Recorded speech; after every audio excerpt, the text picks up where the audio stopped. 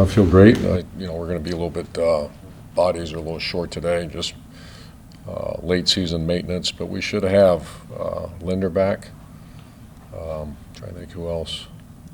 But we should be fairly healthy for this one. Obviously, James is getting healthier and healthier. He told me it's the best he's felt, which is critical. Oh, Carlos is day to day. What your general thoughts about? I mean, I know you guys are trying to fix the scoring situation, but in general, what do you feel you have to do differently, or just your overall thought about? Yeah, I obviously spend every waking moment about that, and this was one of the best times I've ever seen, especially when there's one side struggles. If you've been in this game long enough, there'll be a side struggle. There's a give up a kick return against the Rams, defense goes out, toughens up, and holds them to a field goal. You see a defense, and I give Joe Cullen and Josh Allen, Miles Jack, Damian Wilson, and Malcolm the leaders. It was the best I've ever seen in my coaching career. As far as it was like, I don't know if you saw it, but just the intensity, sudden change, go, and kept us in that game. And that was 4 times. I don't believe they scored. You'd have to look that up.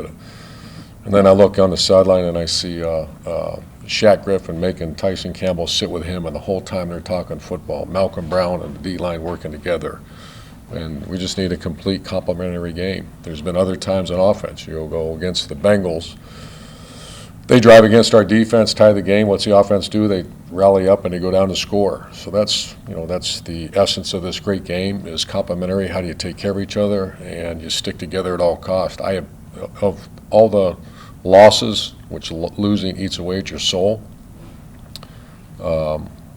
However, I'm not sure I've ever seen it like what I saw Sunday, and that was a credit to the leadership of defense, and then picking each other up. It was amazing. You get the couple first downs is difficult as the offense was. We were still in that darn game. Did you think you had those type of leaders on the offense? Is it a little bit of a letdown to find out that you don't have? I didn't say we don't. I don't say we don't. I think it's just we're really struggling. And I know Trevor's going to be a great leader. He is a leader. I know Cam Robinson is, there was a narrative about Cam. That narrative is completely wrong. He is our leader. He's tough as nails. He played a great game against Titans. Marvin Jones is a leader.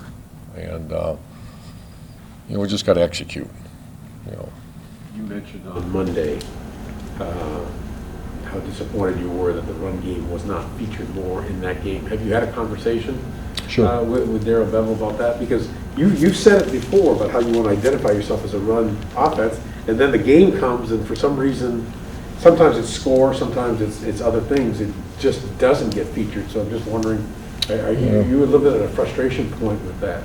Yeah, big time. And we have had that conversation. For us to be successful, for us to win, we have to be a balanced offense. That's my belief for 20 years of being a head coach. You have to have balance, and we're not having that. Sometimes we abandon it maybe too soon. We've had that conversation, but you also have to be efficient running the ball, and we lacked that efficiency on Sunday.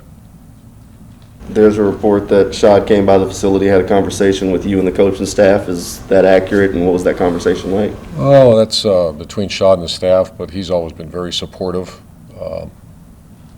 and that's between him and the staff. But he's since the day I've met Shad Khan, he's been always supportive. Erwin, is there, in terms of getting the offense sparked or whatever, is there anything you can try that you haven't already tried? Well, we tried tempo. We tried 2-minute. We jumped into the 2-minute because I know the players asked for it. We're trying. It's not being effective right now, but when you talk about trying and looking at different things and, spending time on Sunday or on Monday and Tuesday night till late hours and just trying to put the puzzle together, who's healthy, who's not healthy. We're trying. You're limited in terms of what you can do personnel-wise and everything like that. And so when you're at this point and you've tried all this stuff and nothing seems to be working, what do you fall back on? I always tell people fall back on your fundamentals, and whether it be your position group's not playing well, fall back on your fundamentals as a leader. If your offense isn't worrying back, fall back on the fundamentals, and that's ball security, no penalties, take care of the ball, no penalties, and be efficient and balanced. That's in my mind, that's the fundamentals of offensive football years ago and years after. Where's Walker Little working in practice? He's a tackle. Mostly left or doing both?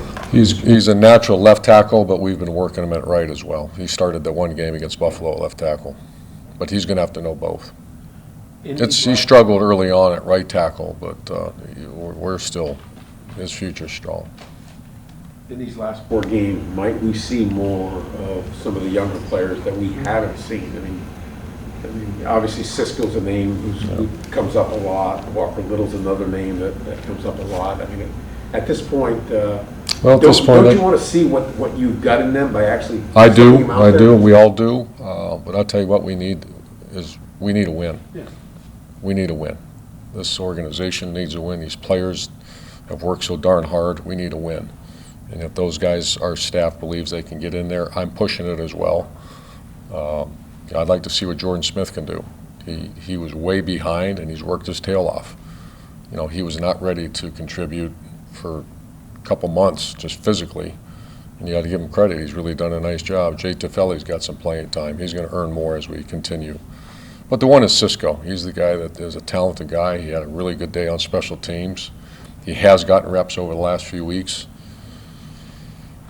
But I usually don't mandate that type of stuff. We have that conversation, and we got to win a game. What's going to get Jordan on the field was, Jordan? yeah, Jordan. No, it's just that darn, the elevation thing, or was it active?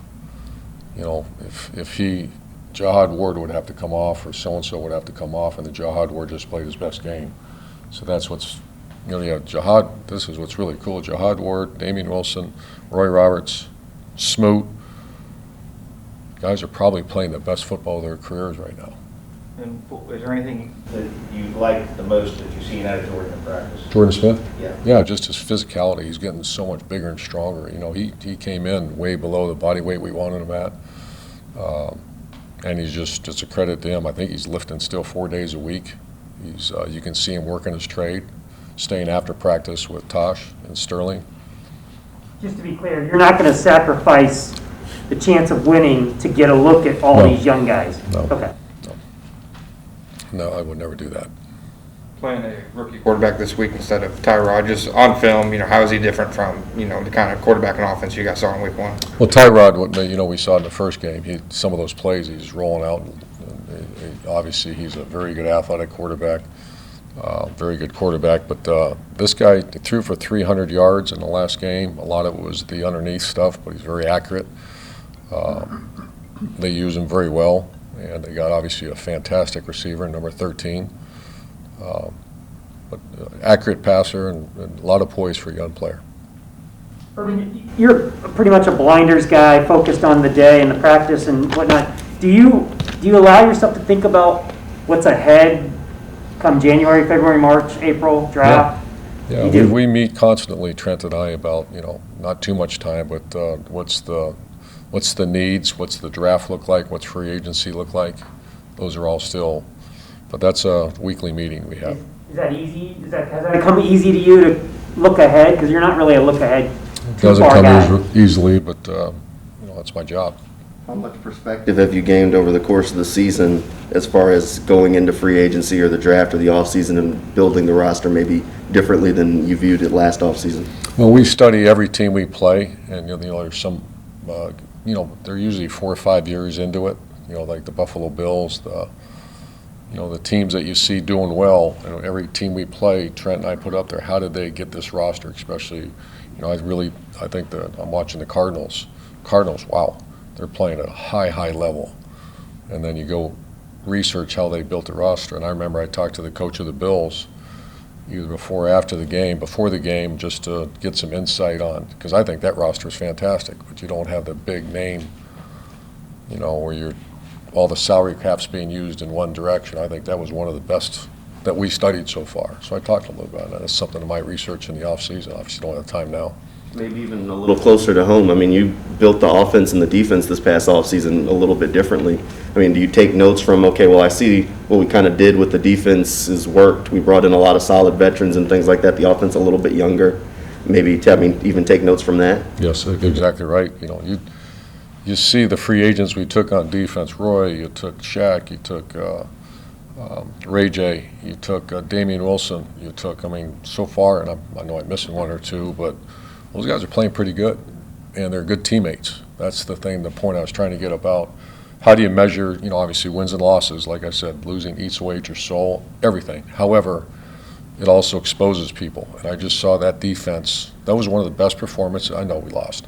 One of the best performances I've ever witnessed in my coaching career, and that's the energy, the leadership, the toughness, the togetherness, not blaming, not what the hell's going on, and you know, we've heard stories about that kind of stuff, but nothing. And that was Malcolm Brown. Malcolm Brown's one of the best leaders I've been around. When you look at Trevor and those interceptions and the conversations you've had with him, how much is it, don't make that throw, don't make that mistake, but also he's not worried about his interception ratio and he's taking chances downfield? How hard is that to balance that? Yeah, the only one that was a bad one was he forced the last one. The other one was a tip ball. The other one, in my mind, down the field, the receivers got to go get that ball, compete for the ball. And I've said that, I think, on the radio show, just the 50-30-20 rule is something that we live by. And that's 50% of the time quarterback makes a mistake. 30% of the time that's on the receiver for whatever reason, some raw depth tip ball. And then 20% is like a protection issue, or, you know, they blitzed and the guy dropped out and caught Trevor right at the, you know, those are all, everybody wants to blame the quarterback. We don't do that. It's because, first of all, that's not true. On occasions it's true, but most of the time it's spread the responsibility. Thank you. Thanks, guys.